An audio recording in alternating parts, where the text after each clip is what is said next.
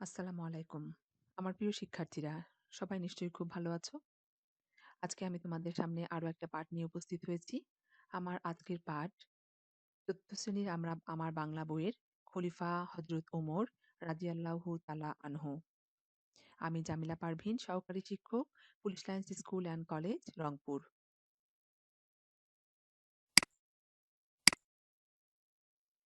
তোমাদের পাঠ্য বইতে এরকম একটা ছবি দেয়া আছে। মরুভূমির দেশ, উট, খেজুর গাছ এবং বা আরব আরব দেশের পোশাক পরা ২ জন মানুষ দেখা যাচ্ছে। তার মানে এখানে আম আরব দেশের কাহিনী নিয়েই আমাদের আজকের এই পাঠ।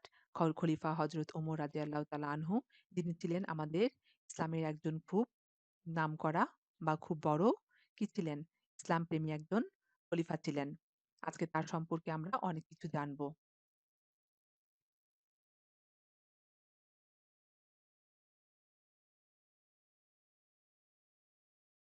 রাদিয়াল্লাহু তাআলা আনহু পবিত্র মক্কা নগরীতে ৫৮৩ খ্রিস্টাব্দে কুরাইশ বংশে জন্মগ্রহণ করেন। তার পিতার নাম খাত্তাব ও মাতার নাম কি? হানতামাহ।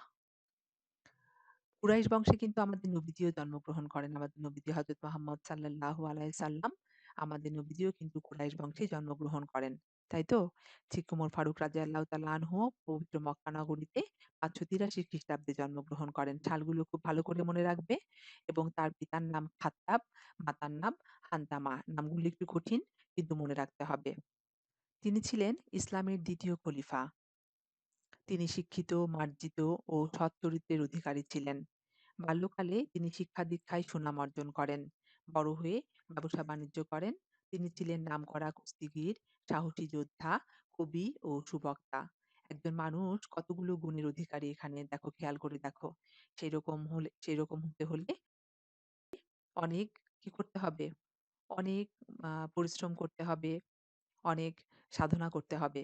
কিন্তু এমন একজন মানুষের সংস্পর্শে যারা এসেছিলেন তারা কিন্তু আসলেই ভাগ্যবান। আমাদের দুর্ভাগ্য যে আমরা এরকম কোনো মানুষ বর্তমান সমাজে পাই না।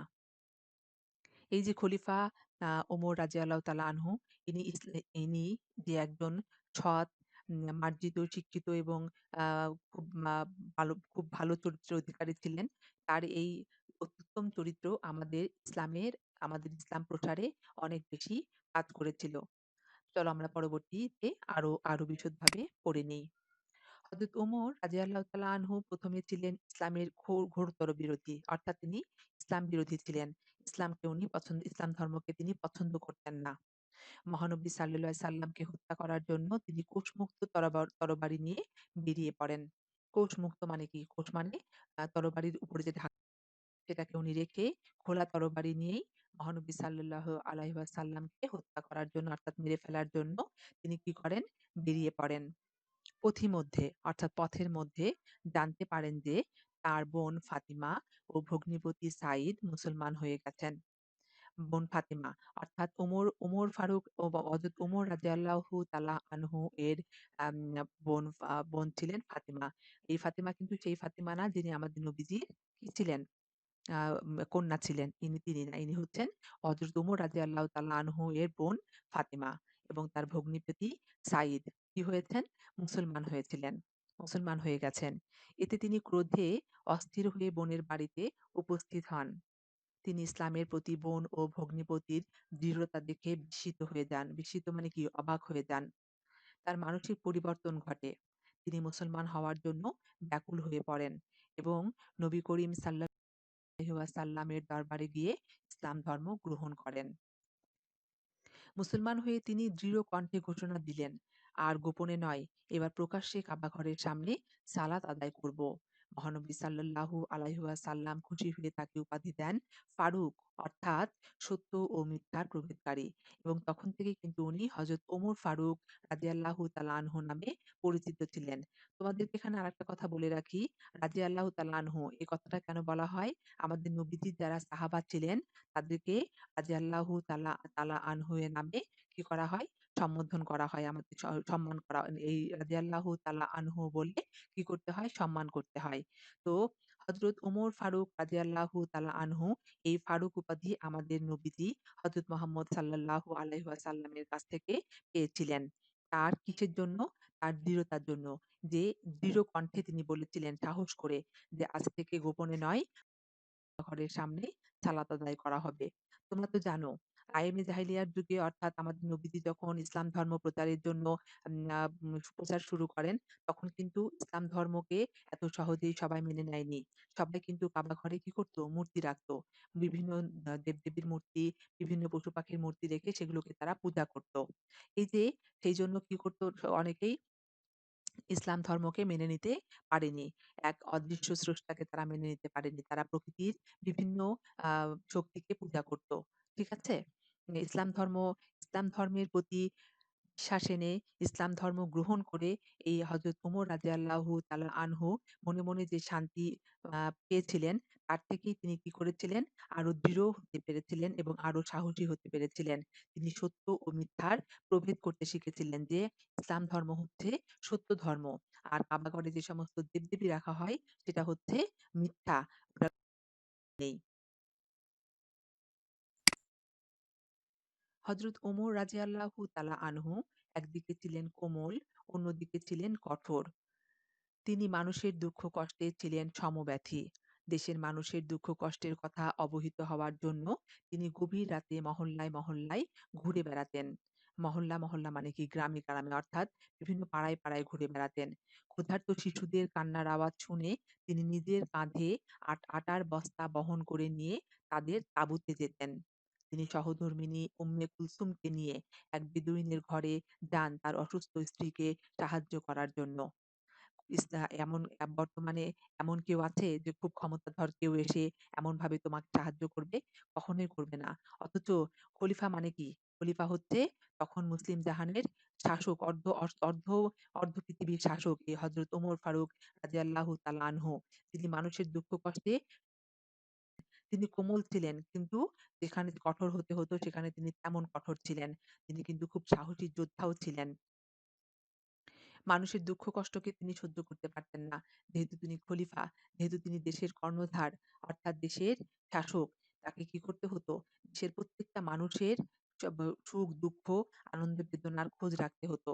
তিনি প্রত্যেকটা মানুষের সুখ-দুঃখের খোঁজ রেখে যার যেটার অভাব সেটা পূরণ করার চেষ্টা করতেন। তো এটা তো আর শুধুমাত্র চেয়ারে বসে থেকে বড় কোনো সিংহাসনে বসে থেকে করা সম্ভব নয়, তাই না? এজন্য তিনি রাতের বেলা কি করতেন? ছদ্মবেশে বের হতেন। অর্থাৎ রাতের বেলা এমনভাবে বের হতেন সাধারণ মানুষ তাকে কেউ দেখে চিনতে পারত না। উনি বিভিন্ন তাঁবুতে, তাঁবুতে গিয়ে বিভিন্ন বাড়ি, বাড়ি ঘরে, ঘরে গিয়ে কি করতেন? আশেপাশ দিয়ে চলাফেরা করতেন। কারো কোনো কষ্ট আছে কিনা, কারো কোনো অভাব আছে কিনা, কারো কোনো দৈন্যতা আছে কিনা এগুলো জানার জন্য তিনি ঘুরে বেড়াতেন এবং সেগুলো শুনে নিয়ে এসে পরের সেই সমস্যার সমাধান করার চেষ্টা করতেন। ক্ষুধার্ত শিশুদের কান্নার আওয়াজ শুনে এই যে দেখো উনি একটা তাঁবুর পাশ দিয়ে যাচ্ছিলেন। সেখানে কয়েকটা শিশু তার মাকে ঘিরে কি করছিল? খাবার জন্য কান্না করছিল। কিন্তু মায়ের কাছে কি ছিল না? খাবার ছিল না। এই মা বাচ্চাদেরকে ভুলানোর জন্য কি করছিলেন? এই গল্পটা তোমাদের এখানে ভালোভাবে দেয়া নেই। আমরা যখন ছোট ছিলাম তখন কিন্তু পড়েছি যে সেই মা চুলায় শূন্য পাতিল বসিয়ে রেখে বাচ্চাদেরকে সান্ত্বনা দিচ্ছিলেন। "একটু বসো, রান্না হলেই তোমাদের খাবার খেতে দিব।" কিন্তু বাচ্চাগুলো এতই ক্ষুধার্ত ছিল যে কান্না করছিল। এটা হযরত ওমর ফারুক রাদিয়াল্লাহু তাআলা আনহু দেখেছিলেন এবং তিনি নিজেকে খুব কি দোষী মনে করেছিলেন যে তারই রাজ্যে এমন একজন ক্ষুধার্ত মা তার ক্ষুধার্ত শিশুদেরকে নিয়ে বসে আছে অথচ তিনি কিছুই জানেন না। এজন্য তিনি পরবর্তী দিনে কি করেছিলেন? অন্যকে দিয়ে নয়, নিজেই কাঁধে আটার বস্তা নিয়ে বহন করে সেই দক্ষিণ তাঁবুতে যান সেই ক্ষুধার্ত শিশুদের মুখে খাবার তুলে দেয়ার জন্য। শুধু তাই না, তিনি তার প্রজাদেরকে সাহায্য করার জন্য তার রাজ্যের বিভিন্ন আ ব দুর্বল মানুষকে বা অসহায় মানুষকে সাহায্য করার জন্য তার পরিবারকেও কি করেছিলেন? ব্যবহার করেছিলেন বা পরিবারের লোকজনকেও সাহায্যের জন্য এগিয়ে নিয়ে গিয়েছিলেন। ঠিক তার সহধর্মিণী উম্মে কুলসুমকে কি করেছিলেন? এক বেদুইনের ঘরে তার যে অসুস্থ স্ত্রী ছিল তাকে সেবা করার জন্য বা সাহায্য করার জন্য নিয়ে গিয়েছিলেন। আজকালকার যুগে এটা ভাবাই যায় না। খলিফা ওমর রাদিয়াল্লাহু তাআলা আনহু এর বিচার ব্যবস্থা ছিল নিরপেক্ষ ও নিখুঁত। যেহেতু তিনি খলিফা ছিলেন, যেহেতু তিনি শাসক ছিলেন, যেহেতু তিনি একটা মা মা অর্ধ পৃথিবীর শাসক ছিলেন, সেহেতু তার সব রকম বিচার ছিল তার হাতে এবং সেই বিচার ছিল তার জন্য অত্যন্ত নিরপেক্ষ। অর্থাৎ বিচারের ক্ষেত্রে উনি কোনো পক্ষপাতিত্ব করতেন না। আমার লোক, আমি যত কিছু অপরাধ করুক না কেন, আমি তার পক্ষে রায় দিব। তা তিনি করতেন না। তিনি যেখানে যে যেই বিচার করতে হবে, তিনি নিখুঁতভাবে নিরপেক্ষভাবে সেই বিচারের ব্যবস্থা করতেন। আইনের চোখে উঁচু-নিচু, ধনী-গরিব, আপন-পর কোনো ভেদাভেদ ছিল না। অর্থাৎ তার কাছে আইনের চোখে উঁচু-নিচু, সে উঁচু জাত, সে নিচু জাত, অমুক ধনী, সে গরিব, আপন-পর অর্থাৎ আমার ছেলে-মেয়ে বা আমার স্ত্রী, আমার অন্য কেউ, নিজের আত্মীয়স্বজন এরকম কোনো ভেদাভেদ তার মধ্যে ছিল না। গুরুতর অপরাধে নিজের ছেলে আবু সাহমাকে তিনি কঠোর শাস্তি দিয়েছিলেন। রাষ্ট্রের সমস্ত গুরুত্বপূর্ণ কাজ তিনি সাহাবীদের সাথে পরামর্শ করে সম্পাদন করতেন। একা, একা কোনো সিদ্ধান্ত নিতেন না। সাহাবাদের সঙ্গে পরামর্শ করেই তবে তিনি প্রত্যেকটা গুরুত্বপূর্ণ কাজের কি করতেন? কাজ সম্পাদন করতেন। তার একার সিদ্ধান্ত কখনো ভুলও হতে পারত। সেজন্য তিনি কি করতেন? তার সিদ্ধান্ত সঙ্গে আলোচনা করতেন যেন সেখান থেকে যদি কোনো ভুল ভ্রান্তি থেকে থাকে সেগুলো তিনি কি করতে পারেন মার্জনা করে আবার নতুন করে কোনো নতুন সিদ্ধান্ত বা পরামর্শ নিতে পারেন। একদিন তিনি এক ক্রীতদাসকে সাথে নিয়ে জেরুজালেম যাচ্ছিলেন। তিনি সঙ্গীকে বললেন, "২ জন দূরের পথ পাড়ি দেব। একবার তুমি উঠে চড়বে আর একবার আমি।" এভাবে যখন তারা জেরুজালেম শহরের নিকট পৌঁছালেন তখন ক্রীতদাসের উঠে চড়ার পালা। উটের পিঠে ক্রীতদাসকে দেখে শহরের লোকজন মনে করল ইনি খলিফা।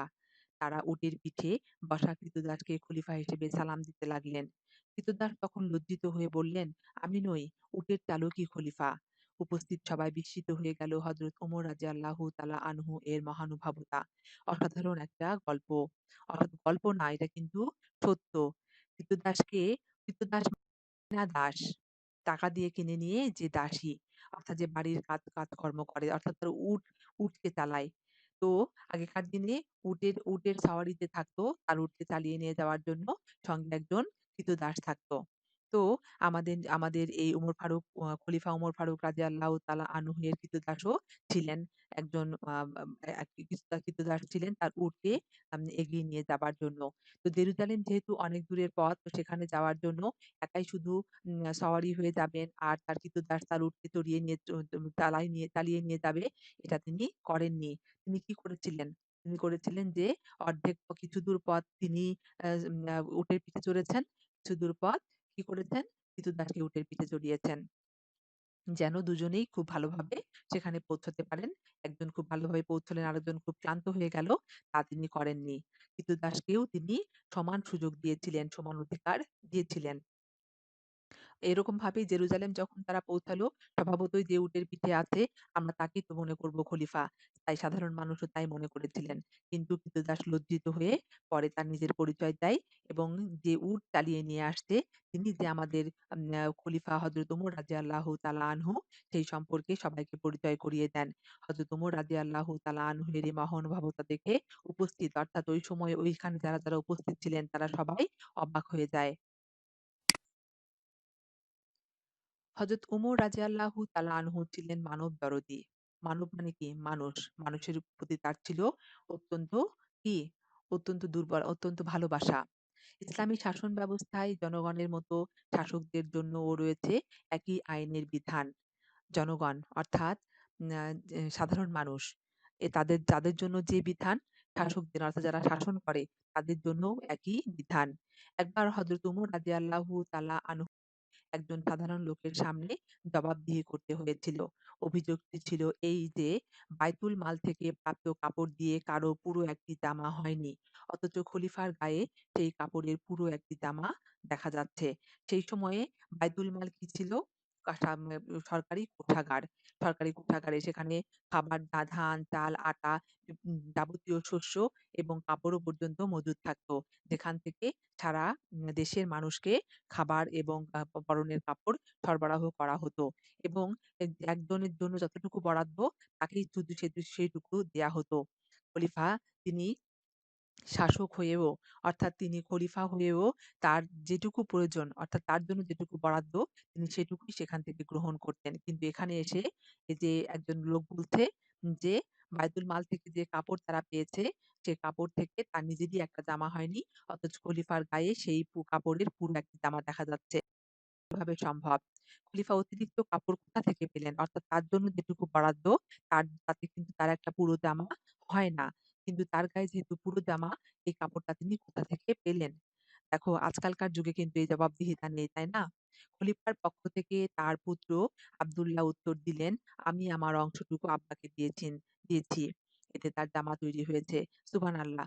কি চমৎকার একটা দেখো কথা যে তার বাবার জামা হচ্ছিল না। তার বাবা যেহেতু অর্ধ পৃথিবীর শাসনকর্তা, তাকে তো ভালো পোশাক পরতে হয়। কিন্তু আমাদের খলিফার তেমন একটা ভালো পোশাকও ছিল না দেখে তার যে কাপড়টা বায়তুল মাল থেকে পাওয়া গিয়েছিল, সেই কাপড়টা থেকে যে সে জামা তৈরি করবে, সেই কাপড়ে তা হচ্ছিল না। পরে তার ছেলে তার যে অংশটুকু সে যেটুকু পেয়েছে সেটাও তার বাবাকে দিয়ে দিয়েছিল দেখেই একটা পুরো জামা হয়েছিল।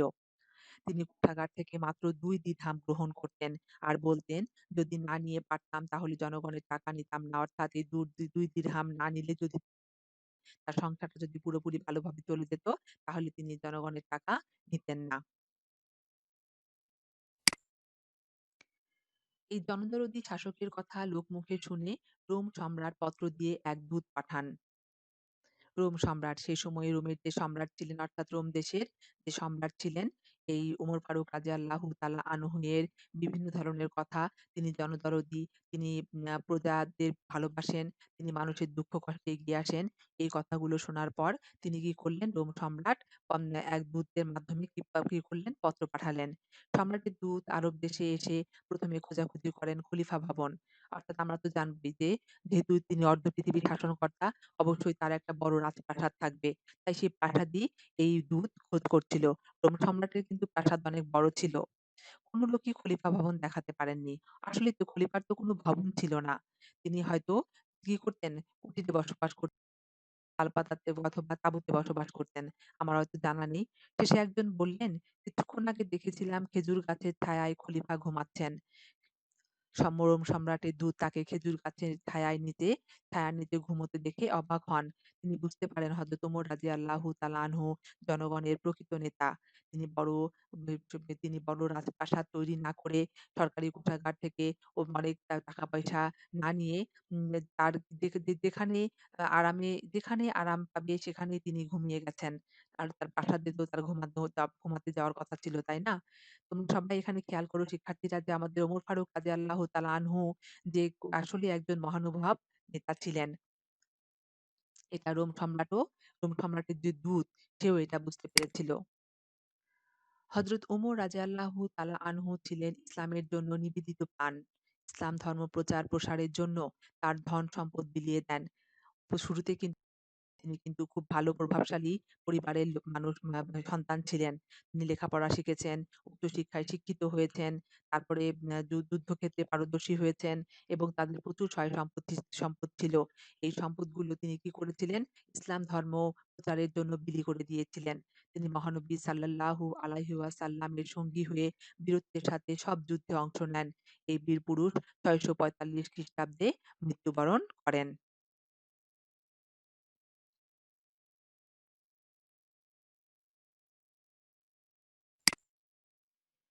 ইসলামের এই মহান খলিফা নিজের জীবনে অনেক ভালো কাজ করেছেন এবং আমাদের জন্যও অনেক উপদেশ রেখে গেছেন।